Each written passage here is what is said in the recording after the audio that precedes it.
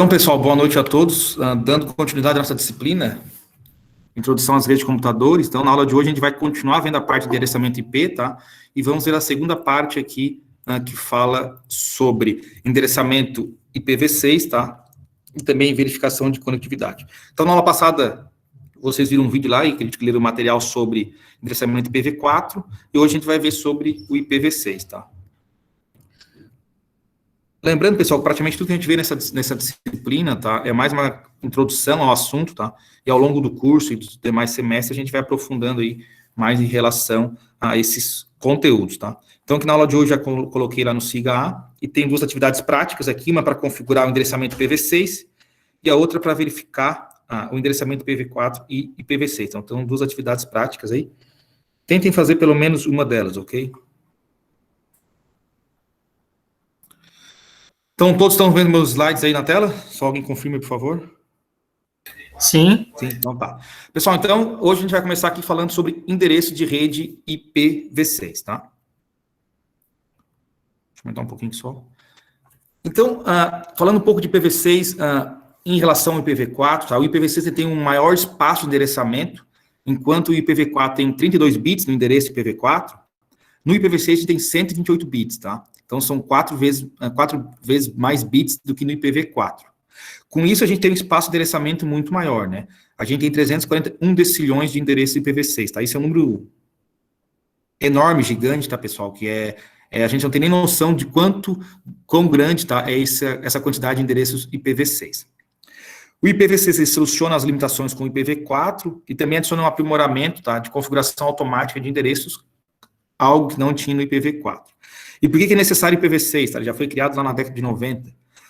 Porque teve um aumento considerável da população que usa a internet, o IPv4 começou a faltar endereço IPv4, né? Então ele começou a ficar obsoleto, alguns problemas com a utilização do NAT, e também com o advento da internet das coisas, que é a ideia que todos os equipamentos aí, ou a maioria dos equipamentos eletrônicos, se conectem à internet, tá? A gente precisa ter um número muito grande de endereços IP.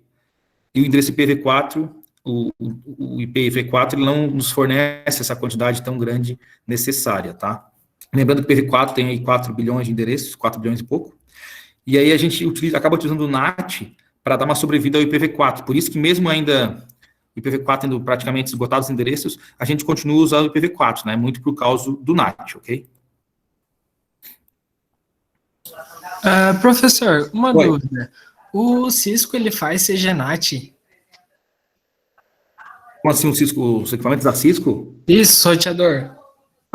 Não sei te dizer, tá? Tem que ver se tem como fazer a configuração. O CGNAT é que faz a divisão dos IP, no caso. Tá, mas é relacionado ao IPv6 ali, né? Que faz a conversão, né? IPv4 mais. Mais para IPv4? Isso. Tu Tá, pega um IP fixo, no caso, e faz em 22 IP público, se eu não me engano. Tá, fazer ali tá, que é com as portas ali, dá para fazer, sim. Que tu usa tá. o número de portas ali, né? Pega um IP público e Isso. Tá, e utiliza as portas ali, né? Para fazer. Faz, sim, faz. Tá. Como é que é, professor? Utiliza as portas? Não entendi. O CGNAT utiliza a porta? Não é que aquele que tu utiliza um endereço público e utiliza várias portas da conexão? Não. O CGNAT, ele é diferente do Masquerade ali, do NAT. Ele vai pegar vários IPs privados da rede da pessoa e vai mascarar, quer dizer, fazer o NAT ali e para tornar ele um IP público privado, válido, né, para o restante da internet. Mas isso não é o NAT comum? Não.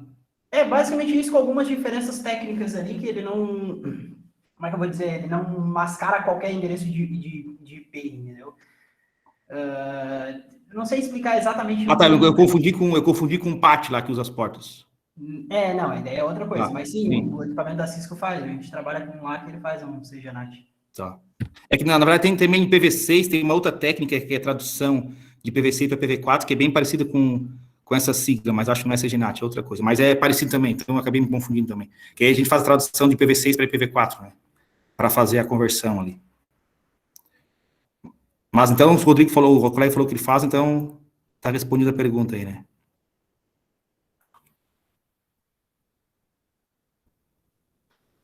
Pessoal, outra coisa, tem a coexistência aqui de IPv4 e IPv6, né? Quem trabalha ainda com os provedores, provavelmente lida com isso, né? Nós temos alguns equipamentos, algumas redes, né, na internet que são IPv4 e outras que são IPv6, tá? Então, tem algumas técnicas que são utilizadas para que ambas as internets, aí, IPv4 e IPv6, consigam se comunicar, né? Porque os protocolos, eles não são... A gente não consegue comunicar o protocolo IPv4 com o IPv6 diretamente, né? Então, tem que ter alguma técnica aí. E entre as técnicas que a gente tem de migração do IPv4 para o IPv6, tá? A gente tem a pilha dupla, o tunelamento e a tradução. O que é a pilha dupla? A gente configura em cada máquina, cada dispositivo, tanto o IPv4 quanto o IPv6 simultaneamente. Então, a máquina tem a capacidade de responder aos dois protocolos. O tunelamento, a gente faz, então, que um pacote IPv6 ele fique encapsulado dentro de um pacote IPv4, tá? Então, a gente, na verdade, encapsula, né, um cabeçalho IPv6 dentro do IPv4, como se fosse a parte dos dados ali do cabeçalho IPv4. E a outra é a tradução, que a gente tem várias aí técnicas de tradução, como o NAT64, que permite que dispositivos habilitados para IPv6 se comuniquem com outros dispositivos IPv4. Então, seriam, então, técnicas aqui de NAT, né, que vão traduzir, ou vão fazer ali, então, a ligação entre o endereço IPv4 e o IPv6 para que haja comunicação pela rede, tá? Então, acho que quem trabalha com provedor, de repente, já trabalha com uma ou mais técnicas dessa aí, tá? Claro, se já tem algum tipo de conexão IPv6. Em relação à representação do IPv6, então, como a gente falou, isso tem 128 bits de comprimento. Cada 4 bits é representado por um único dígito hexadecimal, tá? Então, cada um desses dígitos aqui, hexadecimais, eles representam 4 bits, tá? E tem um termo que é não oficial, que é o hexteto, que representa um segmento de 16 bits, tá? Ou 4 valores hexadecimais. Então, cada grupinho aqui de 4 hexas, tá? A gente chama aqui, vamos dizer assim, de hexteto, apesar de não ser algo oficial. Então, um endereço IPv6, pessoal, ele tem ao todo 128 bits, que representam 32 hexadecimais, e cada hexadecimal representa 4 bits, tá? Então, 32 hexa vezes 4 dá os 128 bits que a gente tem no endereço IPv6. Então, quando a gente está enxergando que o endereço IPv6, tá? Cada dígito desse aqui não é um bit, tá? Ou um decimal, e sim um hexadecimal, tá? Então, cada zerinho aqui representa 4 bits do nosso endereço, ok? Vocês chegaram a ver hexadecimal com o Marco Antônio? Sim, acho, né? Introdução à computação. Sim. Chegaram a ver? Não. Alguma coisa que já passou para nós aí. Tá, beleza. Pessoal, então tem algumas formas, né, de exemplos de representação do IPv6. Então, aqui, por exemplo, endereço 2001, 2.0db8, 2.0000, 2.1111, 2.000, 2.000, 2.000, 2.0200. Então, aqui é um exemplo de endereço IPv6. Então, a gente tem aqui vários exemplos de IPv6, e lembrando, então, que todo endereço IPv6, ele é dividido em 8 grupos, né, de 4 hexa cada. E como o endereço IPv6 ele é grande, pessoal, de escrever, tem algumas técnicas, tá, regras, na verdade, para a gente tentar diminuir a escrita do endereço IPv6. A primeira regra é omitir zeros à esquerda, tá? Então, a gente faz isso para quê? Para tentar, né, tornar o endereço mais simples de escrever. Então, a primeira regra é omite os zeros à esquerda em qualquer hexteto. Então, por exemplo, se eu tenho aqui o endereço 2001, 2.0db8, 2.000, 2.11, 2.000, 0.000, Então, a primeira regra diz que dentro de cada grupo aqui de 4 hexadecimais, ou de cada hexateto, eu posso eliminar os zeros da esquerda. Então, nesse primeiro aqui eu vou eliminar esse zero, nesse outro aqui eu vou eliminar os 3 zeros, vou deixar só um, nesse aqui eu vou eliminar 3 zeros, vou deixar só um, a mesma coisa com os demais, e aqui no último eu vou eliminar só um zero, tá? Então, eu sempre olho da esquerda para a direita, dentro de cada grupo aqui de 4 hexadecimais, e posso eliminar os zeros à esquerda, tá? Fazendo isso, eu vou ter esse endereço aqui de baixo, tá?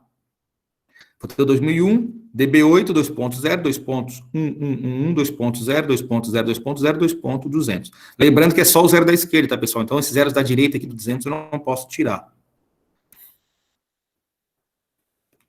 Aqui Aqui a gente tem outro exemplo, então a gente elimina de novo os zeros da esquerda, tá? E a gente vai conseguir aqui também diminuir o nosso endereço.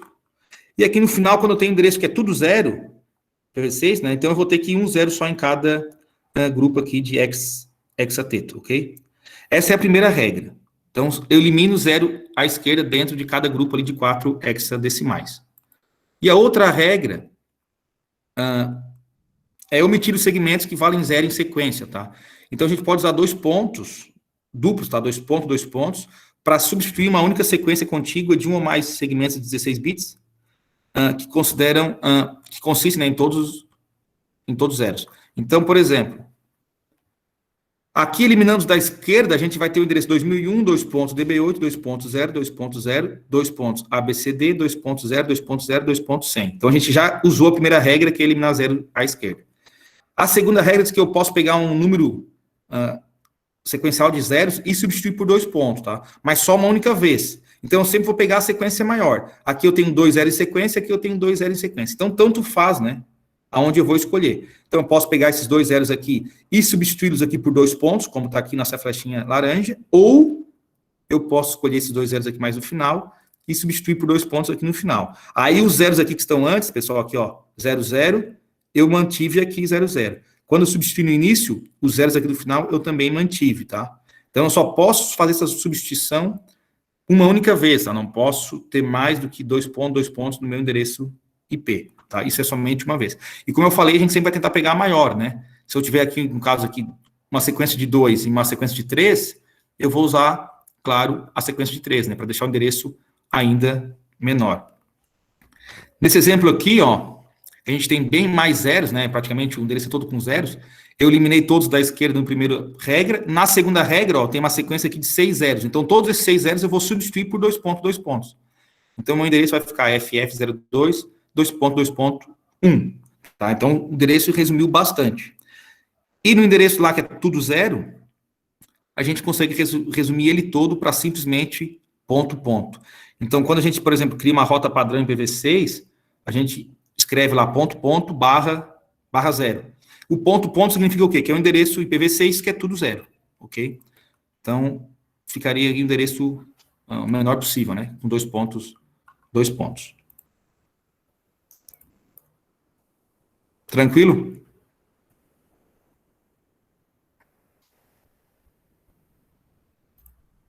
Vamos no chat aqui? Não, beleza. Tipos de endereço, pessoal, assim como no IPv4 e no IPv6 a gente também tem alguns tipos de endereço, tá? A gente tem 3 tipos no IPv6, o unicast, que é o único endereço IPv6 de origem, é a mesma ideia do IPv4. O multicast também é a mesma ideia do IPv4, então o multicast é um endereço IPv6 que é usado para enviar um único pacote IPv6 para vários destinos. E no IPv6 tem o que a gente chama de Ncast, tá? Que não existe no IPv4. O que é o Ncast? É um endereço IPv6, Ncast é qualquer endereço IPv6 unicast que possa ser atribuído a vários dispositivos, tá? O Ncast seria um endereço 1 para um de muitos, tá? Tem alguns casos especiais, é como se eu tivesse um grupo de dispositivos e eu quero alcançar um desse grupo, tá? Não precisaria alcançar todos, mas eu quero sempre alcançar um dentro desse grupo. Então, a gente usaria aqui o Ncast, tá? É usado, por exemplo, em alguns casos, para DNS, tá? É utilizado esse tipo de endereço aqui, Ncast. Diferentemente de IPv4, pessoal, o comprimento do prefixo do IPv6 aqui, tá? Ele é um pouquinho diferente, tá? Então, o comprimento do IPv6, ele é indicado para indicar, né, a parte de rede do endereço IPv6, e o comprimento do prefixo pode variar de 0 a 128, tá? No entanto, o comprimento do IPv6 para a maioria das LANs, tá, é /64. Então, diferentemente do IPv4, no IPv4 a gente faz lá um /8, /16, /24, /25, enfim, 20, /26. No IPv6, as LANs normalmente são /64, tá? Então, a gente vai ter 64 bits, que é o prefixo, e mais 64 bits, que vai ser o ID da interface, né? Que representa lá no IPv4 a porção de host, tá? Então, são os bits aqui, 64 bits finais do endereço IPv6 que vão identificar a máquina dentro da rede. Então, aqui, por exemplo, a gente tem o IP 2001 DB8 2.A 2.2./64. Essa parte inicial aqui seria o prefixo, e a parte final aqui seria, então, o ID da interface, que vai representar a máquina dentro dessa rede aqui. Dentro dos endereços IPv6 Unicast, a gente tem o Unicast global, que são os endereços roteáveis, né, na internet globalmente, que é os endereços públicos. O link local, que são endereços de link local usados para comunicação com outros dispositivos do mesmo link local, tá? Então, são limitados a um único link. Então, são endereços que são atribuídos pelo sistema operacional. Então, mesmo que a gente não configure um endereço público na interface, automaticamente a interface ela é configurada com esse endereço link local, tá? É utilizada somente para comunicação interna, tá? Dentro da mesma rede. E o único local são utilizados para endereçamento local dentro de um site ou entre um número limitado de sites, tá? Esse único local seria semelhante aos endereços privados aí do IPv4. Então, os endereços aí de link local do IPv6, eles permitem que o dispositivo vai usar o mesmo link para se comunicar somente, tá, com outros dispositivos ativados ou ativos com IPv6. Então, são criados mesmo, como eu falei anteriormente, mesmo se o dispositivo ele não tenha nenhum endereço IPv6 público, tá, global, se ninguém foi ali e configurou um endereço global na interface, mesmo assim ele é criado, tá, ele é atribuído a essa interface um link local. E os endereços estão na faixa aqui de FE80:2.2./10. Então, qualquer coisa que comece aí com FE80 é um endereço link local. E geralmente é esse endereço link local que a gente utiliza como gateway padrão, tá, para os outros dispositivos da rede. Então, quando a gente está num computador, num PC, e vai configurar o gateway padrão para uma conexão IPv6, normalmente a gente utiliza o endereço da interface do roteador link local, tá? E não o endereço público que é configurado nessa interface, ok?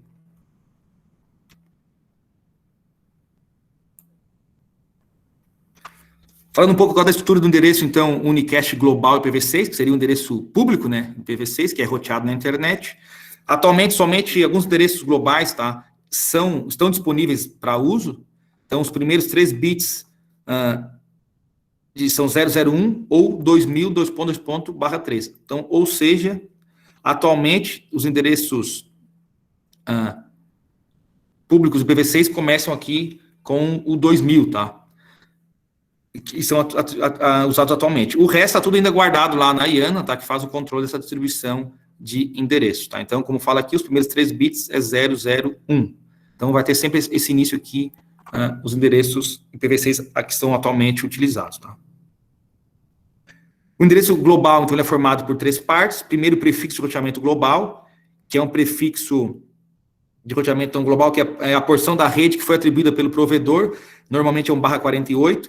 Então, a IANA, ela entrega os prefixos IPs aqui, esse 2000/3, vai distribuindo entre as entidades regionais de cada continente, que, por sua vez, distribui para as entidades nacionais, aqui no Brasil, o NIC-BR, né, que faz o controle da distribuição de endereços IP, tanto IPv4 quanto IPv6. E aí, por sua vez, aqui no Brasil, por exemplo, o NIC-BR faz essa subdivisão para os provedores de internet, enfim, para as grandes organizações, tá? Então, para o usuário final, para uma pequena empresa, normalmente vai receber algo como /48, tá? Na porção ali do prefixo global, tá? Então, seria dali para frente, então, quem recebe esse endereço teria condições aí de modificar, né?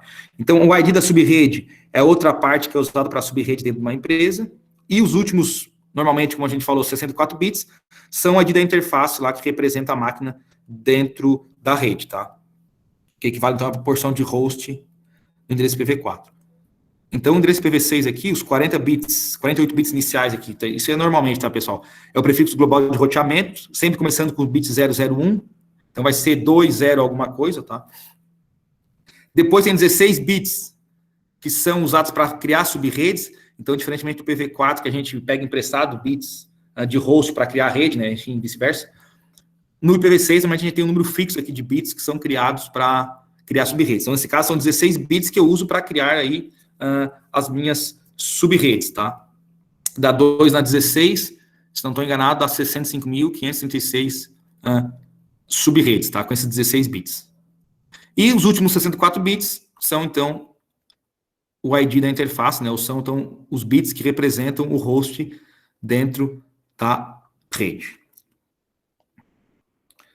Então, só que vendo aqui um exemplo, por exemplo, ó, tenho aqui 2001, 0DB8, ACAD, 2.0001, que seria, então, aqui essa parte em verde seria o prefixo global, essa parte em roxinho seria aqui a parte que eu vou criar as minhas subredes, e depois os 64 bits finais seriam os bits aqui, né? Nesse caso, os hexadecimais, que representam a minha máquina dentro da minha rede.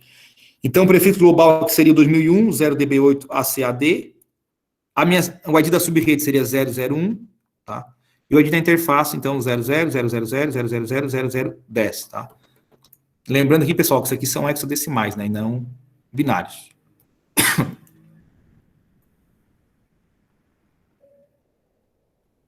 Tranquilo por enquanto?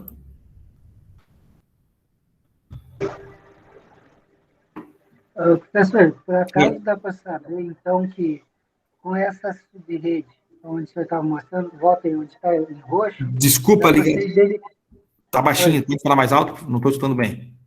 Ah, tá. Então, com essa máscara aqui, onde está em roxo, é possível a gente distinguir a localização da máquina? Tipo assim, essa, por exemplo, 001 aí está no Brasil ou está em algum lugar aqui? Não, o que faria isso, o que seria isso seria a parte em verde, tá? O roxo seria a subrede dentro da empresa. Por exemplo, eu ganhei esse endereço, esse prefixo aqui, por exemplo, do meu provedor para minha empresa. Aí dentro da minha empresa, esses 4 roxos aqui, que são, na verdade, 4 hexa, que dão 16 bits, eu vou utilizar para criar subredes dentro da minha empresa, tá?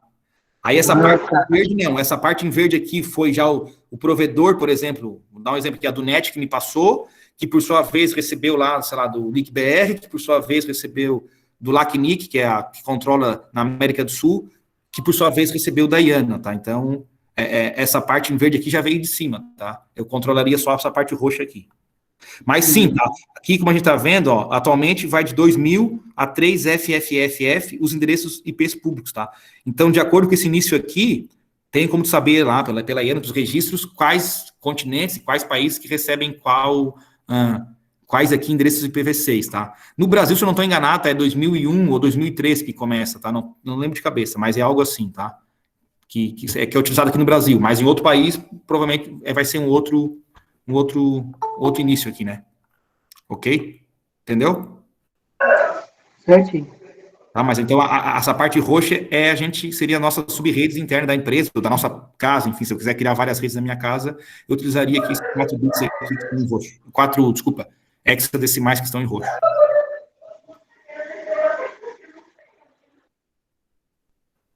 Mais alguma dúvida aí, pessoal?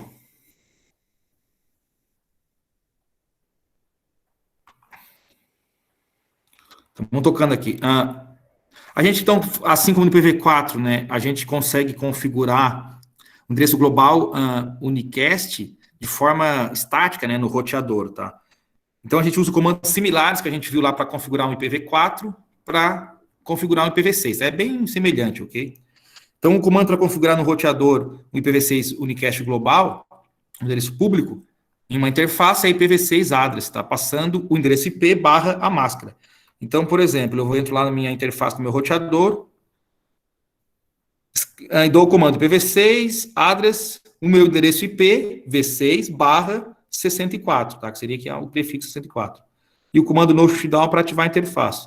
Então, eu entro lá em outra interface, faço o mesmo comando. Então, IPv6, address, endereço IP, prefixo 64. No IPv4, o comando é IP, só IP, né? Não é IPv4, só IP, address, o endereço IP e a máscara de subrede no formato decimal. No IPv6, pessoal, a gente não tem a máscara de subrede naquele formato decimal lá, tá? Pontuado. No IPv6 é sempre com prefixo. Então, é IPv6 address, o endereço, barra, o prefixo, que normalmente é 64. Não sempre, mas normalmente nas LANs aí, a gente vai sempre usar o barra 64. Para configurar o endereço, então, global no equipamento, no host, também é a mesma coisa que configurar um IPv4, tá? Então, a gente configura manualmente, enfim, no Windows ou no Linux. É bem semelhante ao endereço IPv4, a gente vai colocar um getter padrão, tá? Que normalmente, daí, no IPv6, o getter padrão a gente vai utilizar um endereço de link local, tá?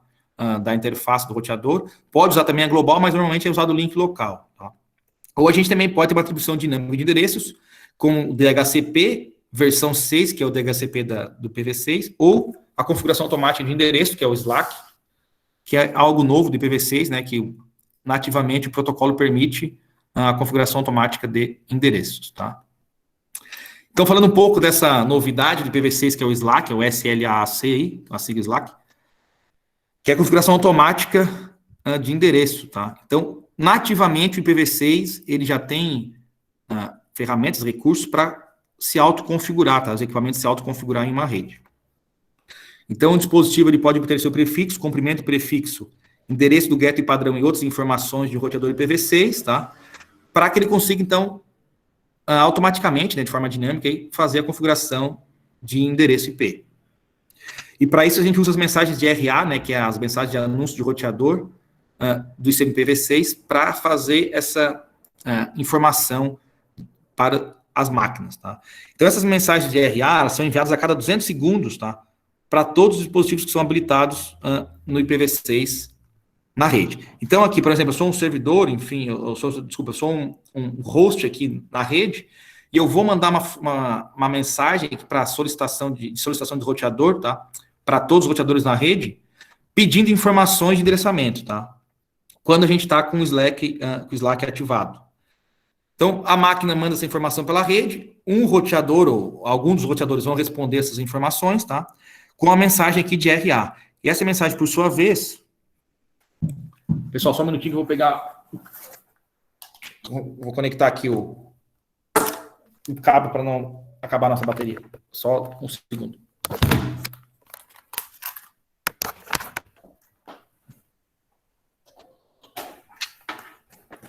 Então, voltando aqui. Quando o roteador responde com essa mensagem de RA, ele vai enviar informações, então, pela rede, para as máquinas, tá? Como, por exemplo, o prefixo da rede, que seria, então, aquela parte em verdezinha ali que a gente tinha visto anteriormente, por exemplo, tá? Nos slides aqui anterior. Então, essa parte em verde aqui seria o que o roteador, então, ali informaria, né, para nós. E também com aquela parte em roxo que seria já a subrede, aquela parte inicial completa. O gateway padrão e também o comprimento do prefixo, que, como a gente viu, normalmente seria 64, né? Então, essa seria aí quando a gente está usando o Slack. A gente também pode usar o Slack com o DHCP, então usar um pouco de cada um, ou somente o DHCP. Então, quando a gente usa a primeira opção, que é somente só o Slack, tá? Que é o padrão, então as máquinas enviam informações para os roteadores, eles respondem com as informações necessárias para configurar o endereço IP, que seria, então, o prefixo da rede, o prefixo, ali 2001, DB8, ABCD, /64, e também o endereço de gateway, tá? Quando a gente usa o Slack mais o DHCP, o host também recebe essas informações do roteador, só que algumas informações adicionais, como, por exemplo, o DNS, ele precisa, então, pedir para o servidor DHCP. Então, nesse caso, o servidor DHCP, ele vai fornecer algumas informações adicionais, mas a informação de endereçamento ainda continua sendo fornecida pelos roteadores. E a outra opção seria usar somente o DHCP v6, né, no modo stateful, aí é praticamente a mesma coisa que a gente tem no DHCP v4, tá? Daí toda a parte de endereçamento é obtida do servidor DHCP, e não dos roteadores, tá? Então, essas seriam as três formas de ter um endereçamento dinâmico, né, configuração dinâmica de endereços no IPv6. Então, a parte nova que tem aqui é essa Slack, tá? Que independe do DHCP para fazer as configurações de endereço dinâmico. E quando a gente, então, usa o Slack ou sozinho ou o Slack com o DHCP stateless, a máquina ali, o host, ele precisa gerar, então, sua própria ID da interface, né? Então, eu recebo só o prefixo, né? Eu recebo ali, provavelmente, normalmente os 64 bits iniciais, e eu preciso, então, a própria máquina precisa criar, né, os outros 64 bits finais, que seria o ID da interface. Então, esse ID da interface, ele pode ser criado por meio de um algoritmo que a gente chama de EUI64, tá? Ou de forma aleatória, tá? Como é que é feito esse entre aspas, esse algoritmo, né, esse processo para criar um ID através do EUI64, tá? É bem simples, tá, pessoal? É utilizado o endereço MAC da interface. Então, como é que é criado? A gente pega o endereço MAC da interface, tá? Lembrando que o MAC, que é o endereço de enlace de dados, ele tem 48 bits. Então, a gente pega os 24 bits iniciais aqui e copia, tá? Eles, e pega o sétimo bit e inverte. Então, quando o sétimo bit for 0, a gente coloca 1, Quando for 1, a gente coloca 0. Depois desses 24 bits, nós vamos completar, vamos adicionar mais 16 bits, tá? Que vão ser 15 bits 1 em sequência e o último bit 0, tá? Que em hexadecimal é FF, FE. E os últimos 24 bits que a gente precisa para chegar nos 64, né? São exatamente a cópia dos últimos 24 bits do endereço MAC. Por que isso? Porque essa parte de ID de interface precisa ter 64 bits. O endereço MAC só tem 48, então faltaria ainda 16, né? Que são esses 16 que a gente insere aqui no meio, tá? Então, aqui resumindo, a gente pega o MAC, divide no meio, insere aqui 15 bits 1 e mais um bit 0 para chegar nos 64 bits, e pega o 7º bit inicial aqui, da esquerda para a direita, e faz a inversão, 0, 1 e 1, 0. Isso aqui que a gente chama aqui de EUI64, tá? Que seria, então, a forma de criar um endereço de IPv6, né? A própria máquina que criar um endereço de IPv6, tá? De acordo com o seu endereço MAC. E também tem a geração aleatória, que, por exemplo, o Windows ele gera de forma aleatória, tá? Então, ele pega lá e gera qualquer coisa com um algoritmo interno lá do próprio Windows, independente do endereço MAC, ok? Então, seriam as duas formas de criar, que a máquina tem para criar esses 64 bits aqui, tá? Que representam o ID da máquina dentro da rede, ou de forma aleatória, ou usando aqui esse algoritmo aqui, tá? E os endereços de link local dinâmicos também, tá? Normalmente, como a gente falou ali, o endereço de link local, a gente pode configurar ele manualmente ou dinamicamente, tá? O próprio, como eu falei, o próprio sistema operacional, quando a gente coloca ali um endereço público, já vai colocar ali de forma aleatória o endereço de link local. Só que é interessante, pessoal, a gente criar esses links locais, tá? Esses endereços de forma manual, para que fique até fácil de a gente entender, tá? E depois também compreender esse endereço, para não ficar endereços muito longos, tá? Na Cisco aqui, por exemplo, ele usa o processo lá de EUI64 para gerar o ID da interface, tá? De todos os links locais. Mas a desvantagem disso é que daí a gente tem um endereço muito longo e também é difícil a gente depois lembrar, né? Ainda mais que às vezes a gente usa esses links para gateway, né, das máquinas. Lembrem que às vezes esses links locais nos roteadores são usados como endereço de gateway. Então, ao invés aqui de ter um endereço que é criado aqui, ó, percebam que tem o FF, FE, que é sempre assim, que a gente viu que o EUI64, ele tem essa inserção desses bits, tá? E depois aqui no final é de forma, de acordo com o MAC de cada interface, tá?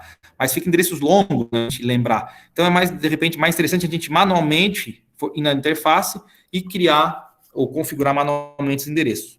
O comando é bem simples, é IPv6 address, aí eu tenho que passar o endereço de link local, que começa aqui com FE80, e depois, no fim, eu escrevo o link local para dizer que esse endereço não é um endereço público, e sim um de link local.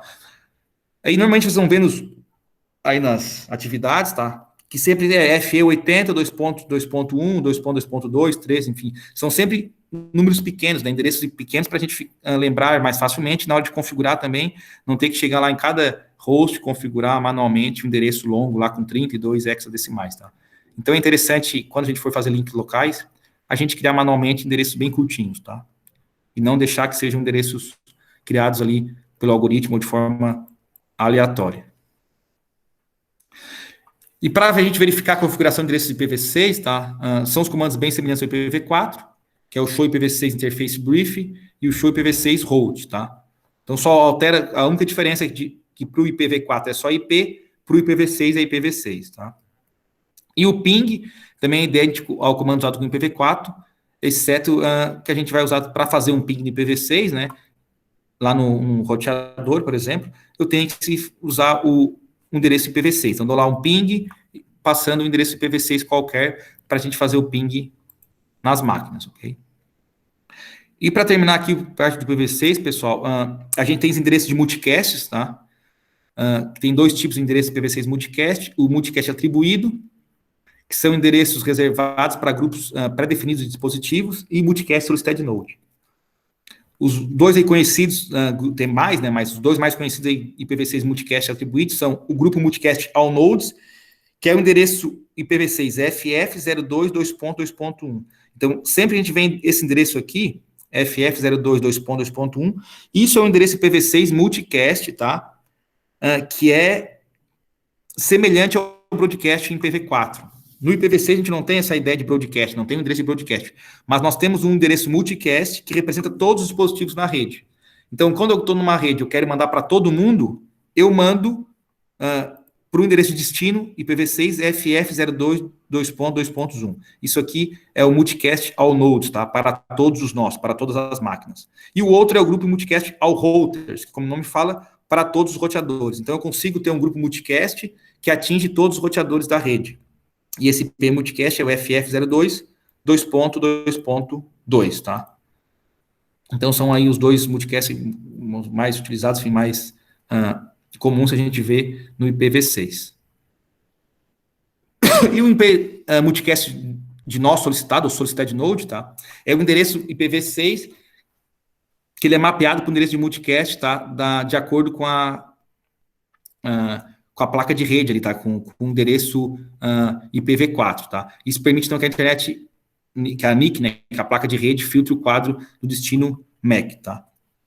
Então, ele é criado aí de acordo com a placa de rede, e ele é específico, então, para já, a nível de enlace de dados, né, ele já filtra isso, tá? Então, a gente cria ali, pega um pedaço do MAC e gera esse endereço aí de multicast solicited node. Isso é a parte de IPv6.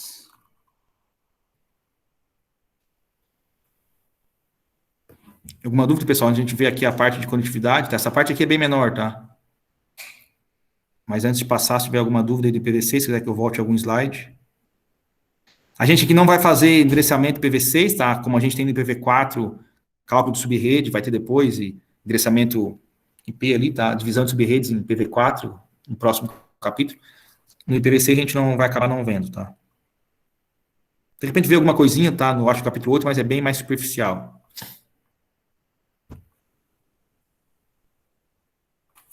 Alguma dúvida ou podemos continuar?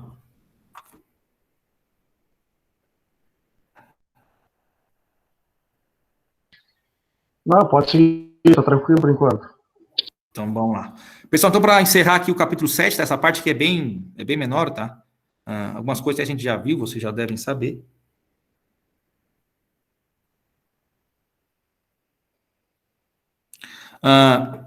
O ICMP-IPv4, tá? Ele é o protocolo ICMP de mensagem do protocolo IPv4. E para o IPv6, tá? Foi criada uma nova versão, né? O ICMP-IPv6, para fornecer esses mesmos serviços para o IPv6. Então, são protocolos diferentes, né? Distintos, o ICMP para o IPv4 e o ICMP para o IPv6. Mas ambos têm mensagens em comuns aí, tá? Como, por exemplo, mensagem de confirmação de host, de destino ao serviço inalcançável, tempo excedido e redirecionamento de rota. Claro que algumas coisas no IPv6 só existem para o IPv6, não para o IPv4, né? Uma delas é as mensagens de solicitação e anúncio do roteador.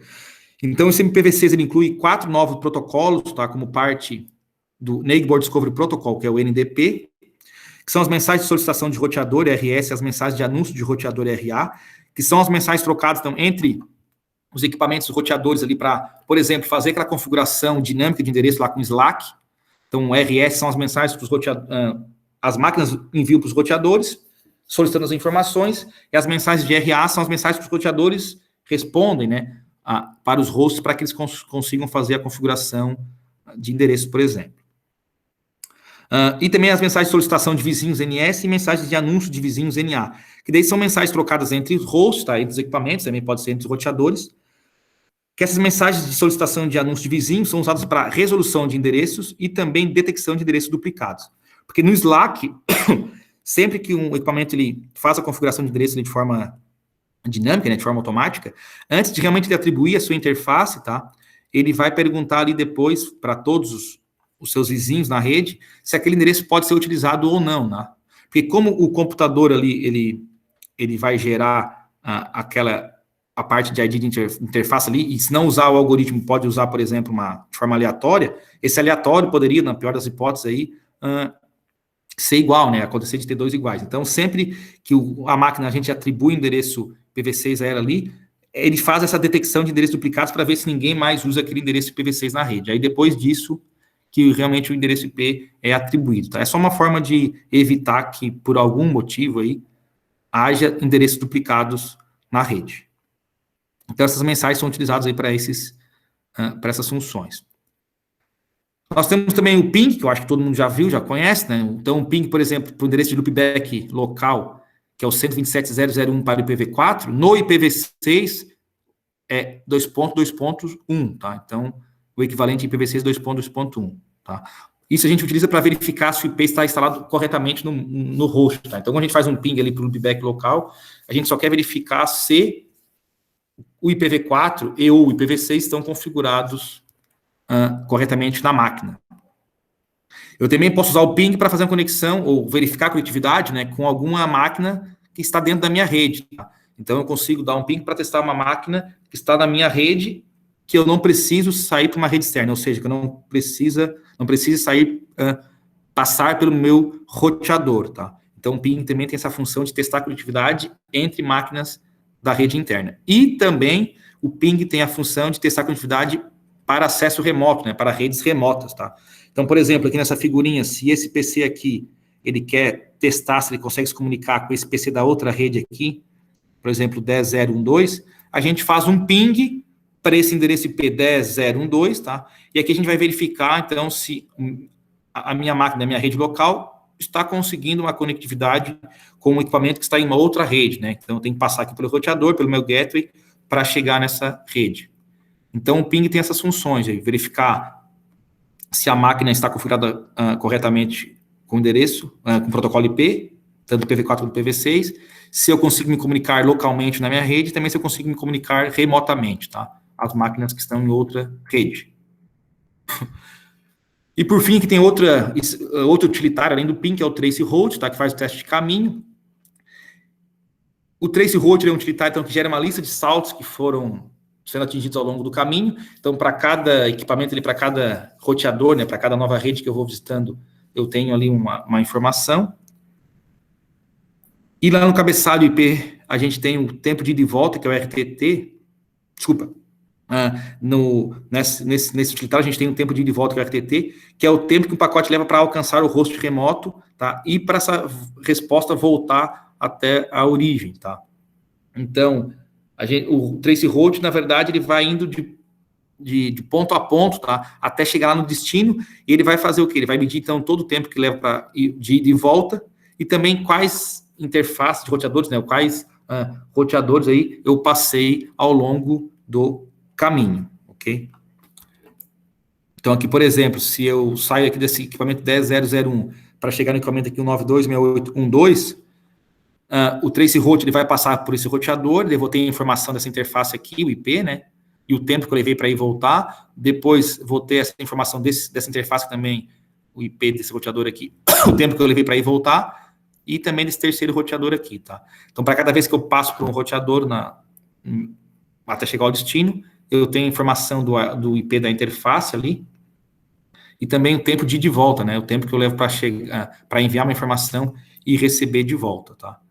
Então, o traceroute vai testando aqui o caminho para quê? Para a gente verificar, de repente, alguma falha. Chega aqui no terceiro roteador, eu não consigo mais ter resposta. De repente, a falha está aqui, tá? E não nos dois primeiros. E ele funciona também, como eu falei, através do ping, né? Ele manda uma mensagem de ida e volta para o primeiro roteador, depois vai mandando para o segundo, para o terceiro, tá? Até chegar no destino final. Então, são duas ferramentas, tanto o ping quanto o traceroute, tá? Que são bastante utilizadas para a gente verificar aí e solucionar possíveis problemas nas redes, tanto IPv4 quanto IPv6. Pessoal, então, essa era a parte final aí do capítulo 7, tá? Que fala de endereçamento IP. Se tiver alguma dúvida, pessoal, se quiser escrever aí no chat aí agora, ou enfim, ou falar, sinta-se à vontade.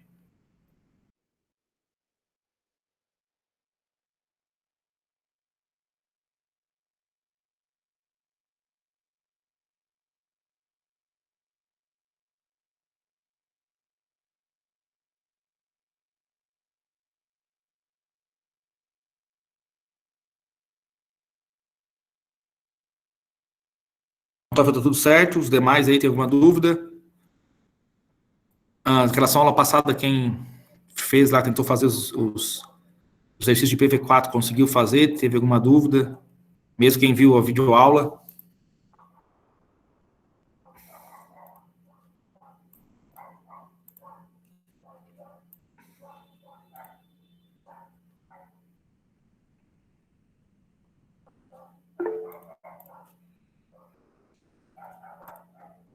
Gabriel, para mim tá tudo certo.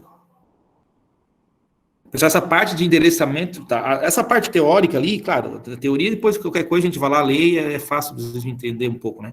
Essa parte ali de endereçamento, de broadcast, endereço válido, como descobrir a rede ali, isso é bem importante, tá? Para o futuro também do curso, né? Não só agora, mas vocês vão, em outras disciplinas, vocês vão ter que utilizar. Vou pegar uma rede lá, tem um intervalo de endereço, eu tenho que criar tantas sub-redes, que a gente vai ver isso na próxima aula, né?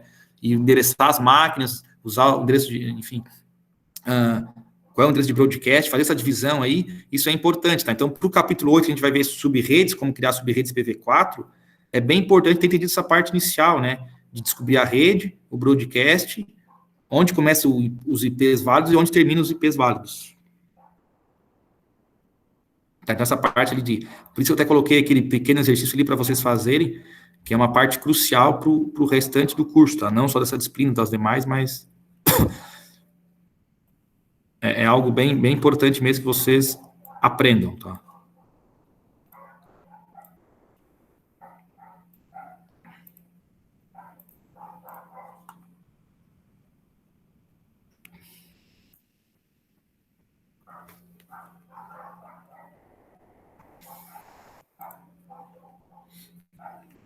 Tranquilo para os demais aí, para o Vilco, para o Edmilson? Geraldo aí para o Rodrigo? Geraldo, Rodrigo, vamos ver. Tá tranquilo, Guilherme.